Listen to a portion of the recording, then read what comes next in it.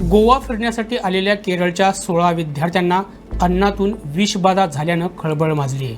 बागा बीचवरील एका रेस्टॉरंटमध्ये इडली सांबार खाल्ल्यानंतर या विद्यार्थ्यांना पोटात मळमळ होऊन उलट्या सुरू झाल्या होत्या। त्यामुळे त्यांच्यावर म्हापशाच्या जिल्हा इस्पितळात उपचार करण्यात आलेत। पोलिसांनी दिलेल्या माहितीनुसार केरळमधील एका कॉलेजचे 50 विद्यार्थी गोव्यात सहलीसाठी आले होते। 16 जानेवारीला सकाळी नाश्त्यासाठी ते बागातील एका रेस्टॉरंटमध्ये थांबले होते। तिथं बहुतांश विद्यार्थ्यांनी इडली सांबाराची ऑर्डर दिली होती। नाश्ता केल्यानंतर काही वेळातच 16 विद्यार्थ्यांची प्रकृती बिघडली।